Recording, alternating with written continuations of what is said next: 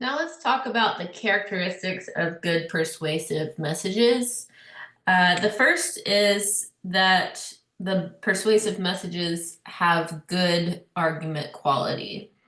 And if you've taken previous communication courses or maybe some other courses, you might have heard of logical fallacies in terms of persuasion and creating arguments for the intent to persuade. And a lot of those fallacies are not necessarily functional in the ways of,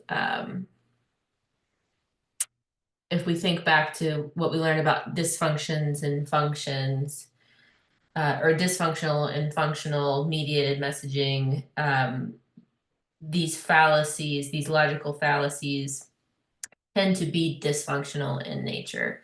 An example of the logical fallacies that I'm talking about is circular reasoning. This is where, so this would be bad argument quality, where someone uses the conclusion of an argument to support the premise of the argument, and it just continues to go in a circle without providing any sort of logical reasoning for the conclusion. So the conclusion is the premise, and the premise, or the conclusion supports the premise, and the premise supports the conclusion without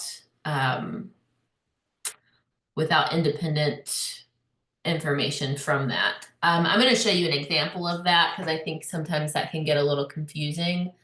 I'm going to stop sharing and reshare. This is from a TV show that I personally love. Superstore, if you can, I don't know where you can stream it now, but if you can, I highly recommend it. Okay.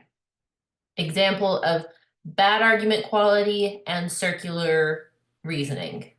I just thought that during the Olympics it'd be fun to pretend that we're all American. Even you, Sandra.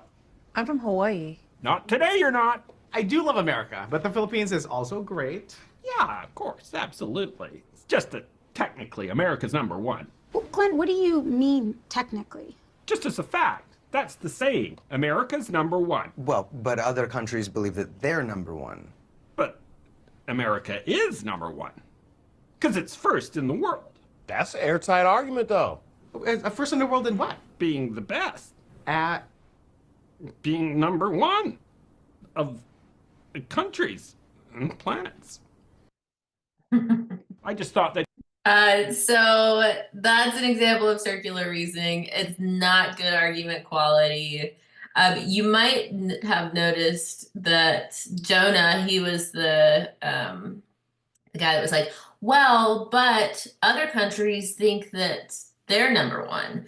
That's an example of acknowledging and not refuting counter arguments, but a counter argument for Glenn. He was the guy talking about America is number one. He was the guy making the argument, the circular reasoning.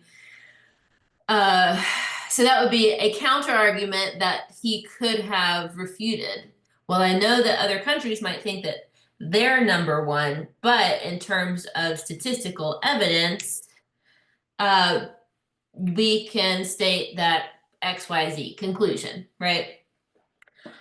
Okay, so we need to have a good persuasive message. You have to have good argument quality and sound reasoning, and the argument must include any counter arguments that people can make, and then refute those counter arguments with evidence and supporting material, examples, testimony, statistics, etc.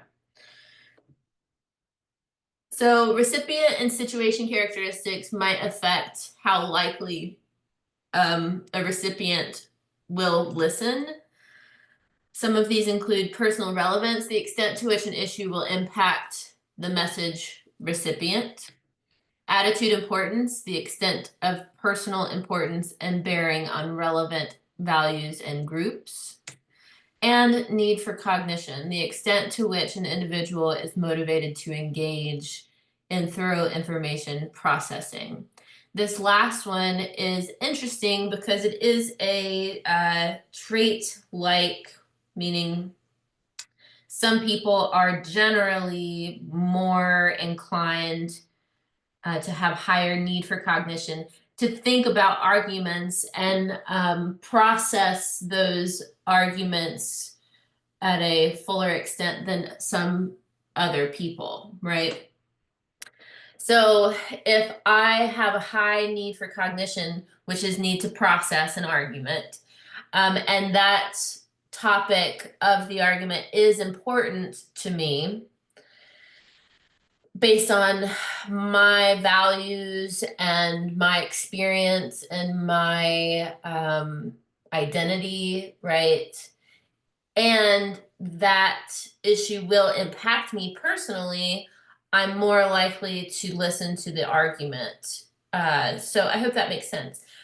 In a class, like an in-person class, we would do this exercise. I encourage you to do it on your own. It's again in the PowerPoint slides that you can access via Inquire. I'm going to pause here and we'll restart with elaboration likelihood model.